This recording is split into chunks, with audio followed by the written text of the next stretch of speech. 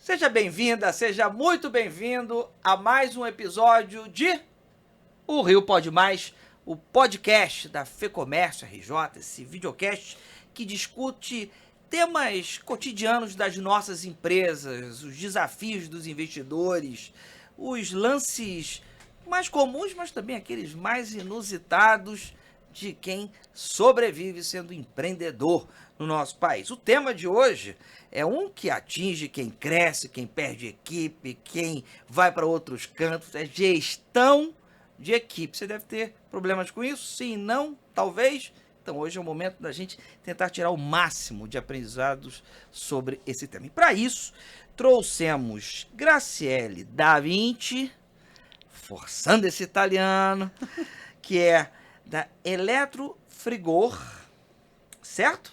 Eletrofrigor, a gente fala Eletrofrigor. Eletrofrigor, que é a fundadora da Eletrofrigor, tem essa relação toda com o setor de refrigeração, tem um histórico que leva ela para isso e é uma empresa de destaque. Bem, ao lado dela tem Giovanni Gávio, que eu acho que até dispensa muitas apresentações, bicampeão olímpico, gestor esportivo do Sesc RJ e líder do Joinville Vôlei.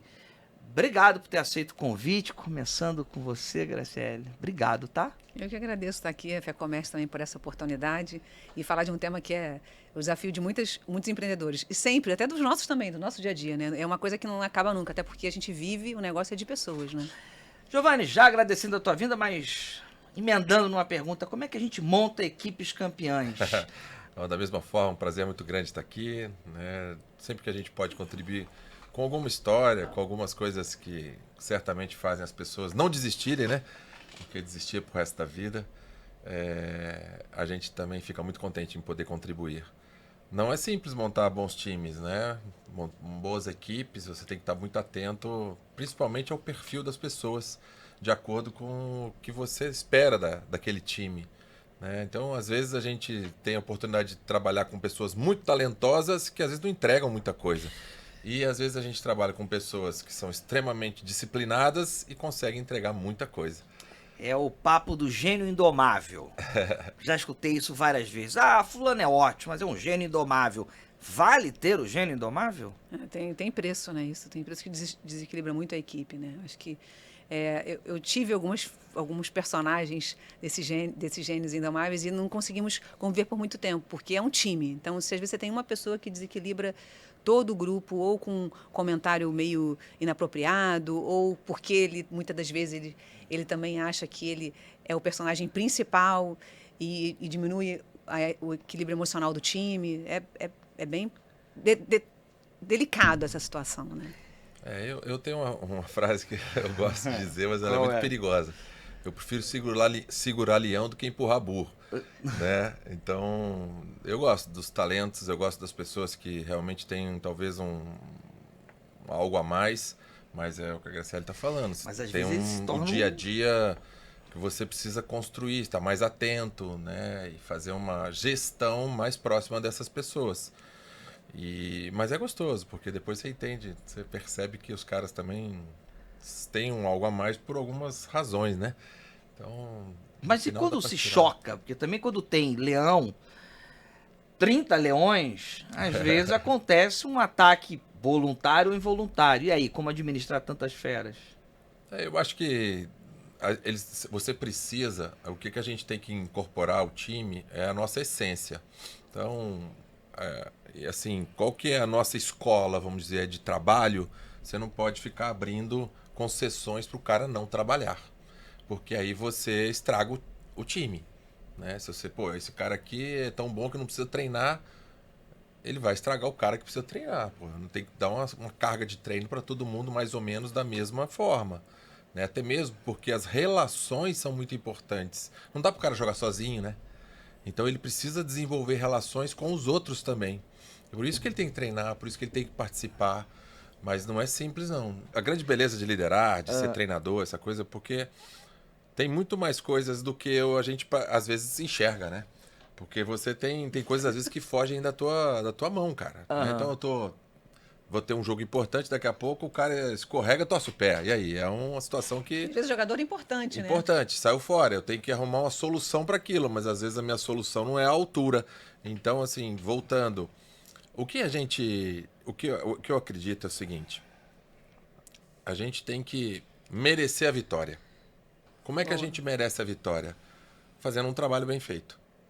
A gente sabe o quanto o time está se esforçando, o quanto o time está trabalhando, que seriedade que o time está no dia a dia.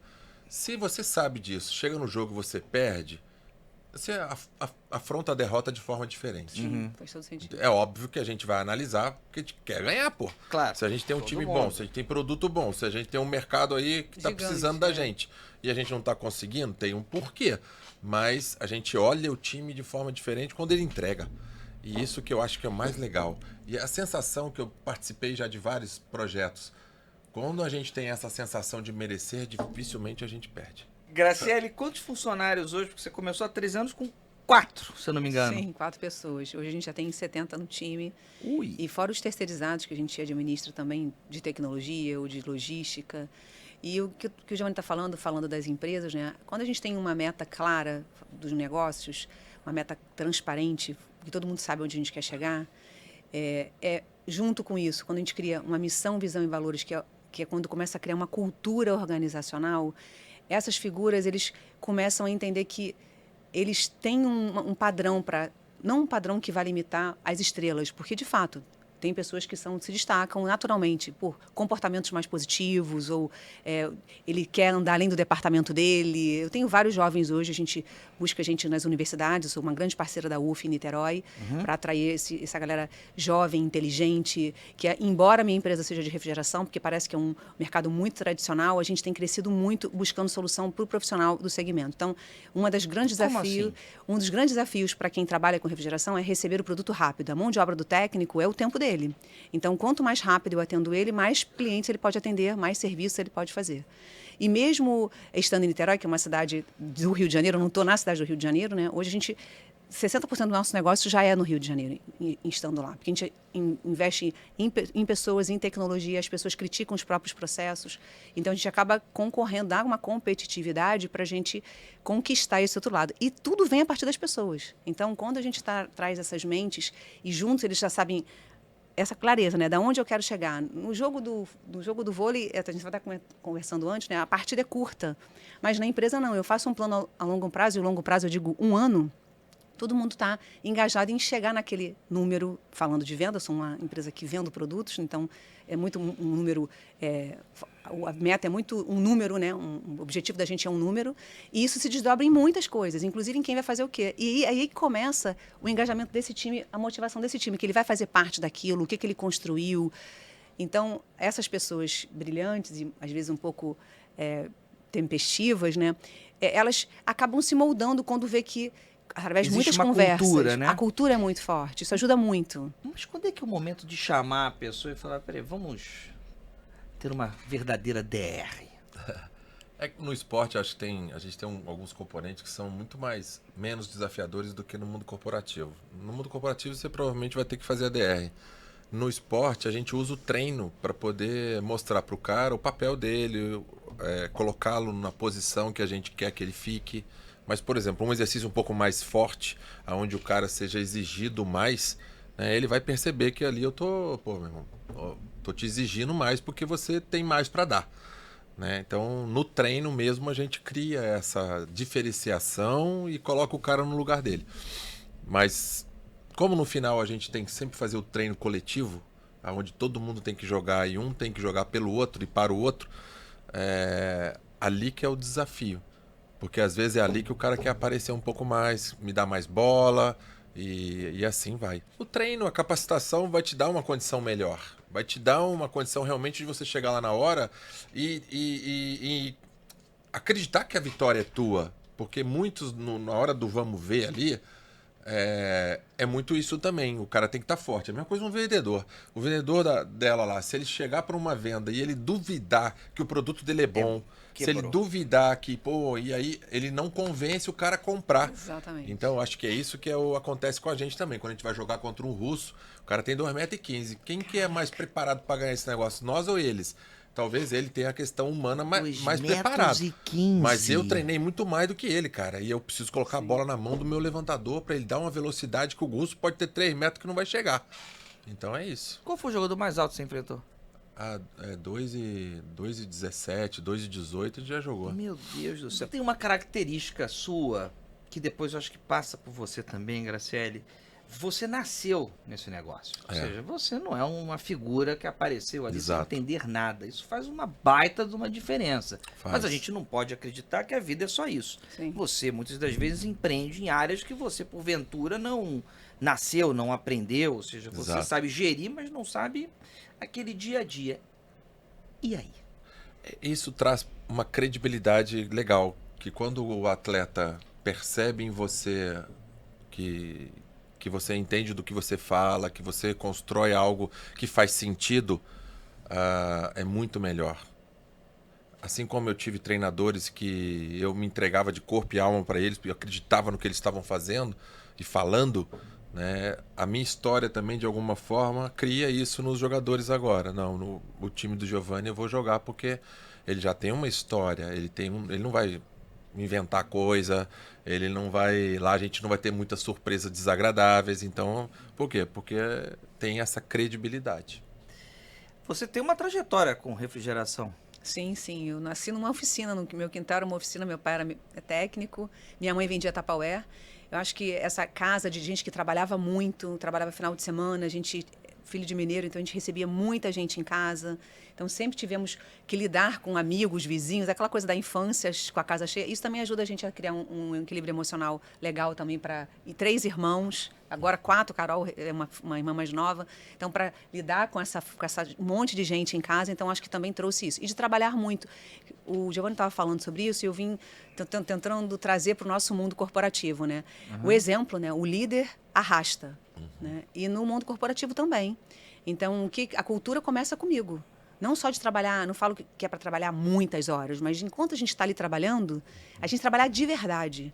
A gente está realmente uma escuta ativa, a gente atende muito cliente, então, estou trabalhando no estoque, né, na gestão dos produtos lá. Eu treino da Léo Confio, a gente veio conversando, eu e o João, que está aqui comigo, falando sobre isso. Né? A gente tem vários protocolos mensais de encontro com todo o time. A gente chama café da manhã com a diretoria. E nesse café, a gente reforça tudo isso que a gente está falando aqui. Nossa visão, missão e valores. Então, por que eu venho para cá todo dia? Para servir o cliente com maior variedade de peças, ferramentas, atendimento diferenciado. E aí, quando a gente fica, às vezes, até tarde, 9 horas da noite, para um treinamento técnico que algum fornecedor vai fazer lá, faz parte da nossa missão. Então, gente, está valendo a pena estar aqui até 9 horas, porque amanhã esse público volta para comprar com a gente todo empolgado. Então, E eu estou lá junto. Né? Várias vezes eu não consigo ser onipresente para estar em todos os lugares, mas a gente planeja tudo junto. Então, eu acho que o papel do líder, ele é o que traz essa cadência, né, de motivação e de, embora sejamos... Exemplo mesmo. Para dar certo, sabe? E isso inclui trabalho duro. Certamente você treinou muito, todo mundo olhou, pô, o cara treinou muito, teve sucesso, eu vou atrás dele. Então, no nosso caso, é a mesma coisa. Até da minha origem humilde, né? Dizer que, pô, todo mundo também pode. Então, vamos trabalhar duro, que, pô, se está dando certo para mim, vai dar certo para o time também. E o que volta de grana para a empresa também se converte em promoções, em remuneração. 70 funcionários, Niterói. Se a ponte engarrafou, pegou, né? Fica todo mundo lá, né? Então a gente vive tudo de Niterói mesmo. E de lá para cá que a gente manda os produtos todo dia. Manda os produtos todos os dias. Todo dia tem carga. A gente vende para o Brasil todo hoje, já através de e-commerce e de outros canais. Entrando em dores pela internet, uma das maiores, quando se fala de gestão de equipe, são conflitos entre pessoas. Ou seja, um não bate bem com o outro, mas precisa, e aí... Tem muito daquele mito, não, nós no trabalho nós conseguimos separar. E como é que resolve esses conflitos, passando pelas experiências de vocês? É possível resolver os conflitos? É possível acreditar que você veste uma roupa fora da empresa e outra dentro? Eu acho que não se resolve. né? Um aceita o outro porque sabe que em algum momento eu preciso do cara também, né? Não dá para eu jogar sozinho. Então, numa seleção brasileira onde tem... Você já fala que é uma seleção, você já tem ali... Os melhores estão ali. E não são 6 melhores. Tem 12. Então, isso também é muito legal.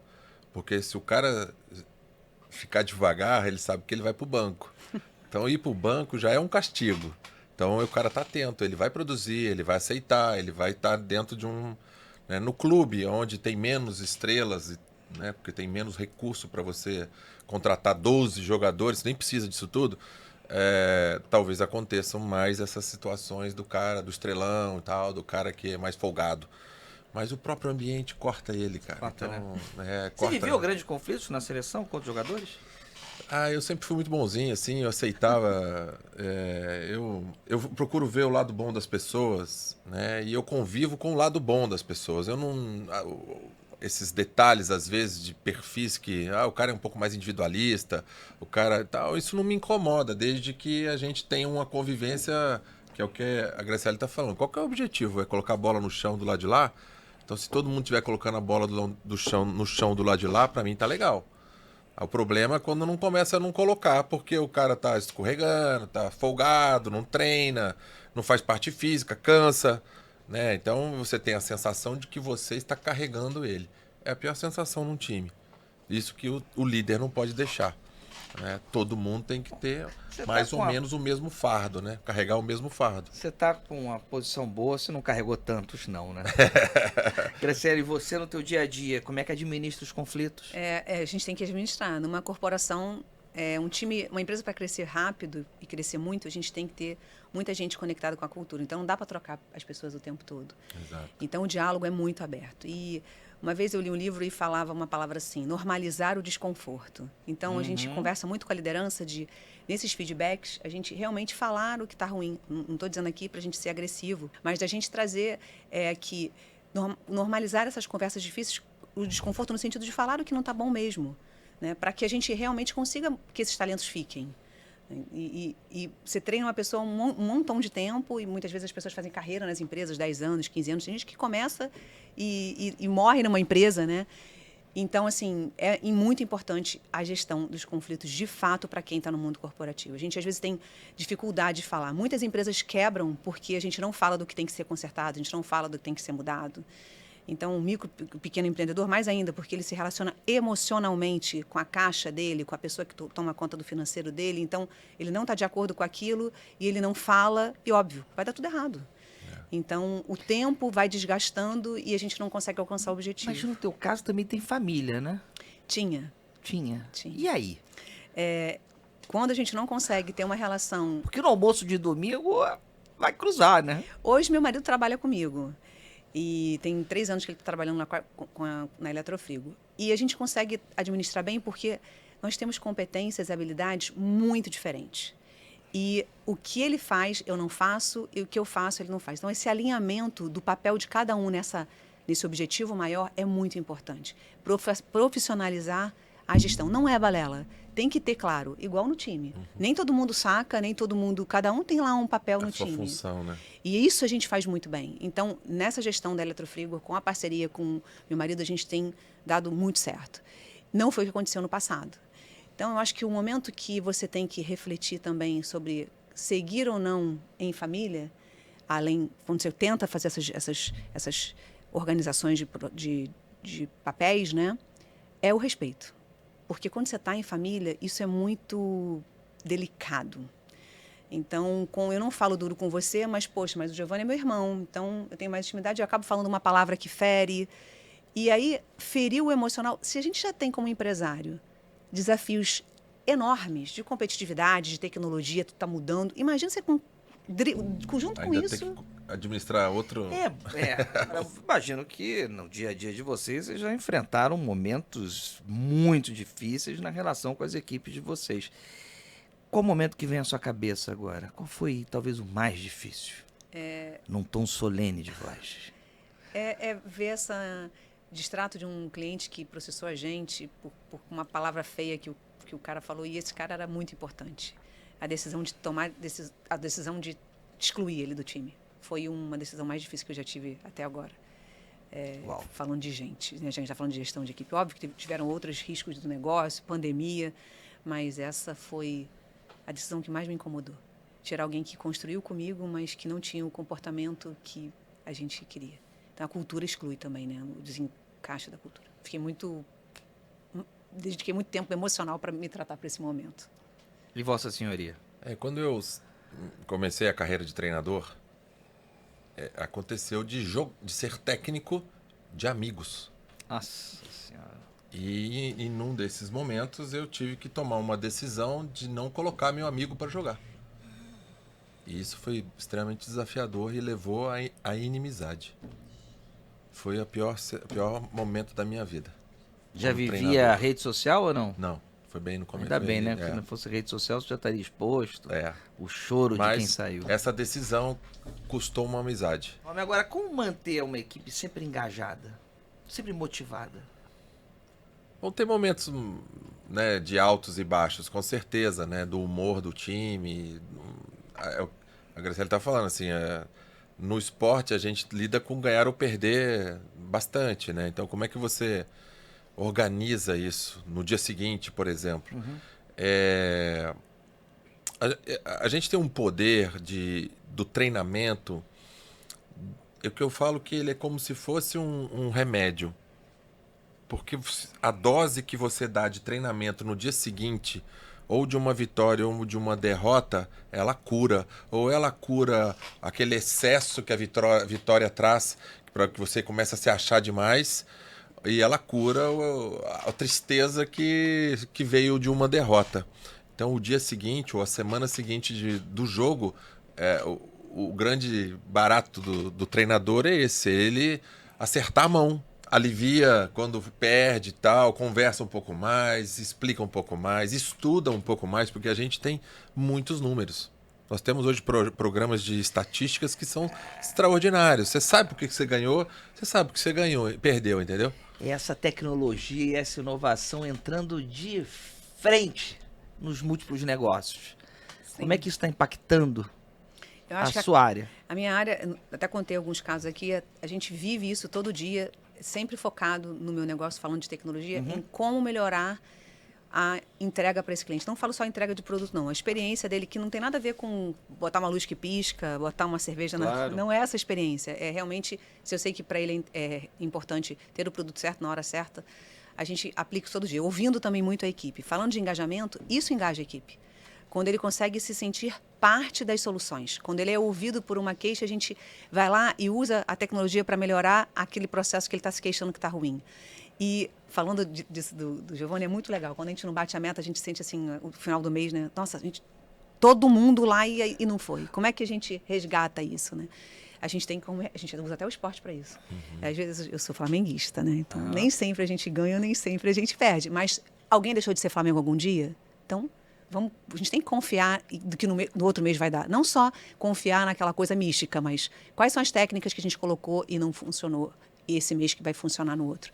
E falando também de engajamento, no mundo corporativo, eu sou uma empresa que vendo produtos, então o varejo é muito discriminado. Então, como eu posso fazer com que as pessoas se engajem para trabalhar na minha empresa? Eu mostro para ele muitas oportunidades. Mostro para eles, né? A gente, como líder, já está no outro patamar, então a gente viaja, a gente participa de eventos, a gente está nesse bate-papo aqui, a galera está trabalhando lá. Como eles vão se entusiasmar? Trazer o João aqui, a gente faz feiras de negócio, a gente leva a galera. Passei por 2 processos de aceleração, da Endeavor e da Ernest Young, e sempre levei comigo gente. Então, para quem está ouvindo a gente, que é microempreendedor, ele tem que levar essa galera que trabalha para ele para ver também as oportunidades que ele vê. Isso engaja muito, porque ele tem a chance de ser um empreendedor dentro do meu negócio. Entendi. Você quer complementar? Eu quero falar um pouquinho dessa questão da comunicação. Eu tenho feito muitos treinamentos, muitas palestras nas empresas, e o que eu sinto às vezes é o desafio que os líderes estão tendo em se comunicar com o seu time. E às vezes estão usando o RH para comunicar. E algo que, poxa, para nós liderados, como eu já fui também, é extraordinário quando o técnico se refere a você, chega para você, constrói, olhando no teu olho, um comprometimento de assim, cara, o que eu posso fazer para você performar mais? Sabe? Traz o cara para o jogo. um dos grandes desafios, eu acho, nesse mundo é fazer com que as pessoas entendam o papel delas dentro, e o que a gente espera delas e o que ela pode e entende o seu papel. E aí é libertador, porque você pode cobrar, né? Ela sabe que ali ela pisou na bola, ela sabe que ali ela entregou, e a relação fica mais clara e mais saudável. E é isso que dá o grande trabalho do... Você está rindo aí, né? Não, a gente veio falando isso hoje também no caso. É esse que dá o trabalho, Sim. entende? De você, poxa, dá trabalho. Você tem que estar lá. Você não pode estar atrás da mesa. Você tem que estar lá no meio do povo para você entender isso. E é tudo. curioso como é que também as redes sociais elas ampliaram isso, né? Você quer ter um contato direto com a pessoa, você não quer intermediário, você quer o seu gestor falando diretamente contigo, independente do tamanho da empresa, 70 mil, 50 mil funcionários. É importante você entender dentro das realidades, né? Não dá para o camarada estar em tudo que é canto, o camarada está. Agora, pelo menos saber o que ele pensa, ele te olhar nos olhos. Realmente Porque senão o engajador. cara começa a achar. E às vezes ele tá achando coisa que não tem nada a ver. Exatamente. E esse é o problema. A gente Então chama tem de que se posicionar. eu falo, vai para operação. Às vezes os líderes reclamam de alguma vai para operação, vai escutar o telefone, vai lá. É. Às vezes a solução que a gente está querendo está nessa escuta. Quantos né? clientes atendidos? Ó, ano passado a gente vendeu mais de 120 mil pedidos. 120 mil Pedidos. E tem clientes que compram mais que uma vez. é um calor danado também que a gente está passando, né? Visão Consciente. Vocês foram jurados da 4ª edição do Prêmio Visão Consciente no ano passado. Bom, para quem não sabe, o Prêmio Visão Consciente ele reconhece iniciativas muito bem sucedidas na área de meio ambiente, responsabilidade. Nós já aqui conversamos com vários vencedores. Agora, com jurados, que eu estou lembrando aqui, é a primeira vez. Como é que foi a experiência? E determinados projetos, eu falei, cara, provavelmente, se essas pessoas tiverem oportunidade de ir para Nova York, essa ideia delas vai se potencializar. Vai ser um florescer. Ela vai ganhar ainda mais assim, né, respaldo para continuar. Então, a minha visão foi essa, na hora Você de escolheu o escolher. leão pelo tamanho. Mas também pela oportunidade de ir para Nova York e ver que, cara, a ideia do cara é boa. Mas Graciela não pensou dessa maneira. Primeiro eu fiquei surpresa. Eu acho que a gente tem que divulgar mais isso para estimular mais empresas a se engajarem. Né? Tem empresas participantes de todo o estado do Rio de Janeiro. A gente fica muito assim nessa nossa bolha, né, da capital, e a gente viu empresas do Norte Fluminense de todo lado e de várias propostas totalmente diferentes, até de educação. Algumas grandes empresas aqui do Rio de Janeiro promovendo educação para os colaboradores internos, Isso. educação fundamental. Assim, eu fiquei muito impressionada positivamente, fora as questões de sustentabilidade. Então, para mim, como empresária, eu até me fiquei incomodada de eu tenho que arrumar uma causa gigante para eu fazer também, sabe? Achei, assim, muito bacana. Foram muitos projetos, me surpreendeu também a E quantidade. qual causa te tomou agora, a partir do prêmio? Eu acho que a questão de sustentabilidade, a gente vende produtos que são descartáveis, né? Então, assim, a gente polui muito, muito mesmo, compressores, as peças todas que são jogadas fora. A gente tem uma unidade em Niterói que tem 1.000 metros quadrados, que já não cabe mais a gente lá dentro. Então, eu penso, já, assim que a gente der o nosso segundo passo de crescimento, que já está rolando, designar um espaço para a gente começar a trabalhar isso, sabe? Porque a gente pode contribuir para poluir menos e gerar receita, porque... Diferente do que todo mundo pensa, né, do que muita gente pensa, não todo mundo, mas muita gente pensa, isso é um negócio vivo. Né? Eu conheço várias pessoas que vivem do lixo, vivem do plástico, vivem... Então, a gente virar o jogo sobre essa mentalidade, sabe? O projeto é muito incrível do FEComércio. Desculpa, Diego. E o mais legal é que também o cliente, o público, está começando a perceber e eleger... empresas que se preocupam com isso. Exatamente. Né? Vira valor para... Principalmente com os consumidores mais jovens. Sim. Que tem um nível... Que são atentos demais nisso. Sim. Olha, estamos chegando a esse finalzinho. Se tivesse que dar uma dica, ou uma sequência de 3 dicas aí, para empreendedores, refletindo sobre gestão de pessoas, que é o que guiou todo o nosso podcast. Rapidinho, quais seriam essas 3 dicas? Vamos lá. Investir tempo na pessoa, óbvio, né? Então, assim, prestar atenção na hora de recrutar, fazer uma elaboração bacana do perfil, se o perfil combina um pouco com o que você espera daquela pessoa também. Porque depois eu também sou do pensamento de que não dá para ficar desistindo toda hora de gente, ficar trocando toda hora. Você investe nessa coisa toda. Melhorar a comunicação, criar comunicação olho no olho, comprometimento entre as pessoas. E líder é lá dentro. Não dá para ficar atrás da mesa. Tem que estar lá suando, tem que estar lá trabalhando, percebendo oportunidades e momentos importantes de estar junto com o time. Ótimo. Muito boa, Giovanni. Eu acho que a comunicação, a gente tem essa questão da cultura muito forte, alinhar, ainda que seja uma empresa pequenininha, como você acabou de falar, de trazer os talentos que têm a ver com o seu fit cultural. Né? Não adianta eu querer trazer o cara da NASA, mas a gente não tem uma cultura da NASA. Então, tem que ser realmente trazer alguém com fit cultural.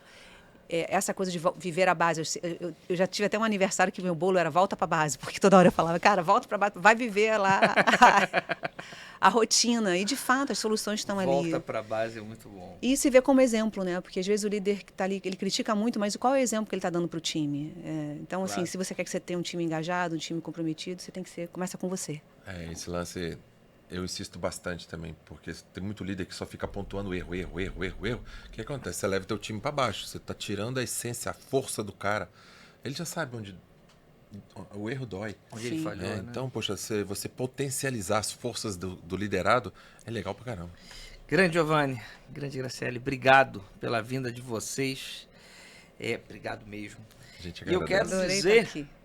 você que está acompanhando a gente, sigam o YouTube FEComércio RJ, tem muitos episódios inspiradores de empresário para empresário, de pessoas que estão liderando diferentes equipes em campos distintos. E esses múltiplos aprendizados são importantes para que a gente também escute novas realidades. Tem também o LinkedIn do Prêmio Visão Consciente, da FEComércio RJ. Inclusive, em breve as inscrições estarão abertas para o prêmio, que leva o empresário para a maior feira, e também é uma festa, de varejo no mundo, com todas as despesas pagas. Mas o mais interessante, além disso daqui, que é incrível, são essas trocas contínuas de aprendizados, porque quando você entra na inscrição, você já está revendo o seu negócio, e isso é muito potente. Muito obrigado por você estar acompanhando a gente. Vamos dar um tchauzinho lá. Valeu! Valeu, pessoal. Até a próxima. Até a próxima.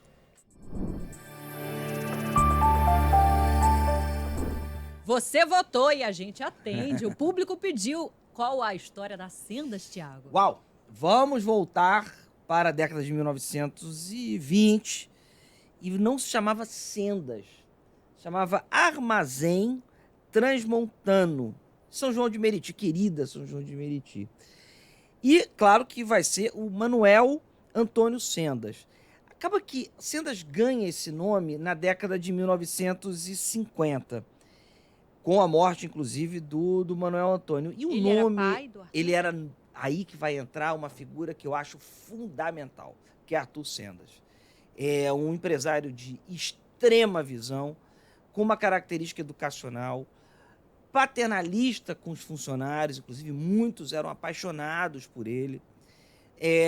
Um cidadão que acreditava na educação e acreditava também no esporte, a ponto das Sendas ter um time de futebol em São João de Meriti, Sendas Esporte Clube, que depois viraria o Audax, que inclusive disputa campeonatos, se não está na primeira, está na segunda divisão do Carioca. E o que eu lembro mais das Sendas, acho que todo mundo lembra disso, depois foi adquirida por outro grupo, era que você conseguia tomar um cafezinho quente a todo instante, né? Você tinha água e café. Ah, lá vão ter. E aí acaba se tornando um grande vendedor de café do Rio de Janeiro, com certeza, e um dos principais do Brasil. A Sendas também, ela vai aprofundar, ela não é... Há vertentes históricas que vão disputar isso, né, que não vão concordar, que não vão chegar a um consenso. Sendas, ela não vai inaugurar esse conceito, mas ela vai aprofundar o conceito de você ser servido na loja e assim você conhecer o produto. Olha então, o conceito da experiência, quando nem tinha esse nome, né? Exato, você chegava ali, Arthur Sendas. Você chegava ali, você tomava o seu cafezinho, você falava, que café é esse? Ah, o café é tal. Você ia lá e comprava. Ah, isso aqui é o chocolate e tal. Ou seja, era uma experiência ir às Sendas. E aí, enfim, infelizmente, tem uma tragédia envolvendo o Arthur Sendas. E aí a Sendas acaba depois sendo também essa região nebulosa acaba sendo comprada, mas não saiu nunca do afetivo do carioca. Eu lembro muito de Sendas. Você ia muito? Não. Eu ia. Não muito, mas eu ia, sim. Tá na minha memória afetiva também. No lugar. E na sua memória afetiva? Qual marca está? Manda pra gente, a gente obedece direitinho. Fala aqui.